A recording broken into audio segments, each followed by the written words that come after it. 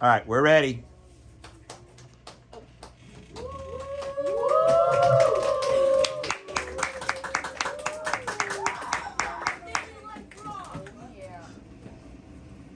Okay, you're on. Oh. Oh, right.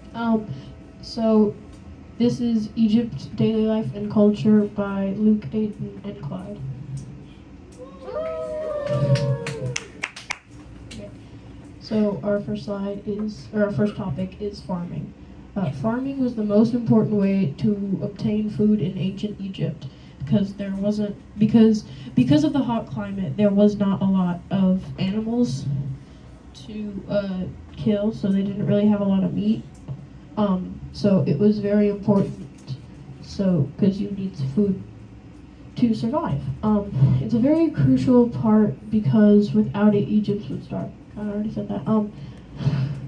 Farming has a system in Egypt, and it goes like this: one season was farming. One season was farming season, which is when the Nile finished flooding. The other season was harvesting season, which is right before the Nile floods. Farming was mostly done by low-class people and given to high-class people. So I'm going to interrupt. So the farmers were mostly at the lower end of the social pyramid, right? Yes. Okay. Are we gonna?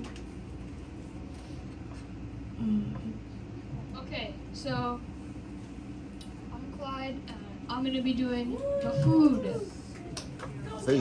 Okay. Okay, so food was obviously very important in ancient Egypt Yep. because you need it to live. Because if you don't eat, you'll starve. Big. I bet you all didn't know that. Okay, so the type of food that people ate in ancient Egypt all depended on their social status. So basically, if you were a farmer, ate like rice and wheat and bread, and then you drank like barley beer. And if you were in the high class, then you would be able to eat more meats and drink fancy wine. So what about that fancy eating and fancy drinking? So, that,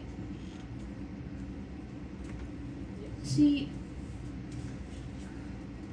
farmers who are also common folk, again back to what Luke said, they produce almost all of the food that ancient Egyptians ate.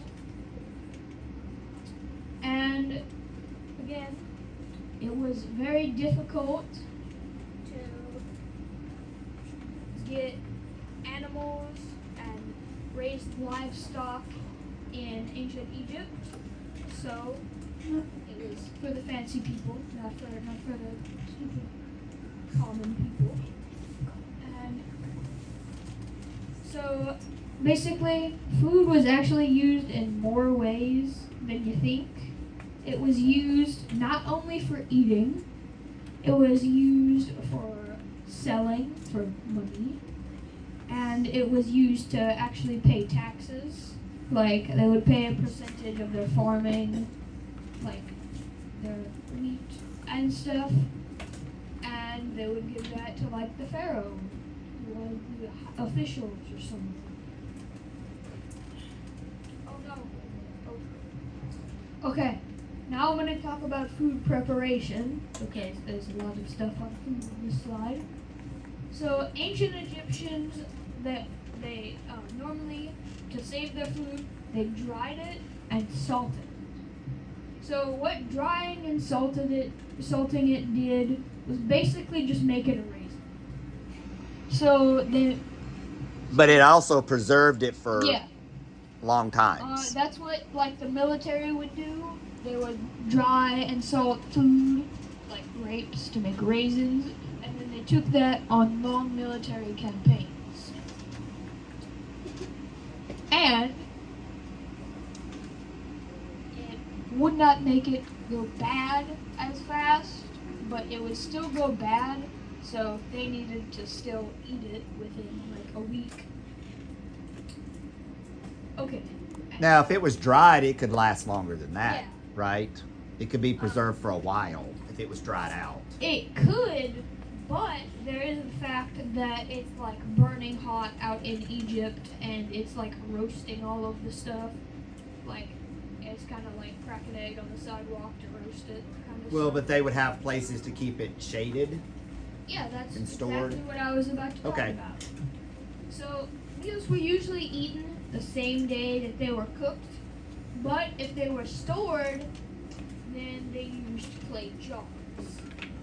But some fancier Egyptians had basements to keep the food out of the danger zone. Right. Okay, there's one last slide about food.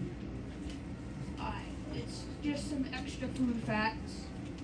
So the food was actually very plentiful in ancient Egypt because of the Nile River. Everyone ate fish and the ground was fertile for the crops to grow.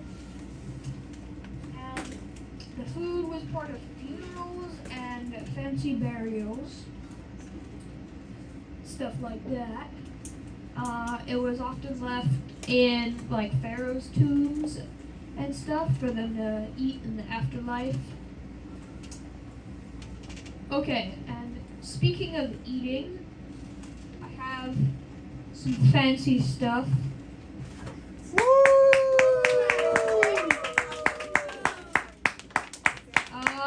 One last time, I just want to check if anyone in here is like vegetarian or stuff.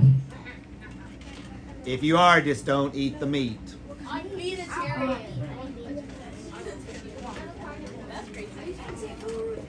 All right, how are you passing it out? Okay, so I have some wine, aka grape juice, and I have some mini beef shish kebabs. Shish kebab. Nice. Each get one. So Okay. Don't be sad. Can I get more since I'm higher up on the social? No. ladder? All right, go ahead and pass them out. Hey guys. Hey guys. If you hear my voice, clap once. Okay, not all the talking and being silly, please. Okay? Okay, Aiden, I'm gonna hand it over to you right now while I get this stuff out. No. All right, Aiden, take it over. So, I will talk about the family, and this picture got a little impervious again, cover up something. The daily family life of an Egyptian depends on their status. Like, let's say you're in a very poor family, you will not have any truly nutritious food. Okay, everybody's listening to Aiden, please. You will not have any truly nutritious foods, drinks, and not a very high social status. And when your social status isn't high, people won't respect you as much, and you'll get a lower pay for your job. You won't be able to go. You actually aren't allowed to do as much stuff with high-class people.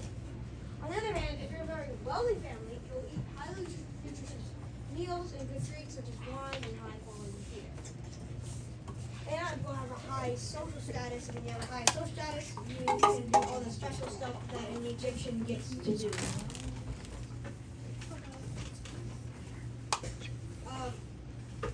I'll also talk about clothing. Hey, no, that's my job. Well, you did a lot of food, so. Most of their clothes are made of linen, fabrics, and the flax plant. Simple. Cut into rectangles, wrapped around the body, tied with a belt. Simple ends to minimize fraying. Wow. The process.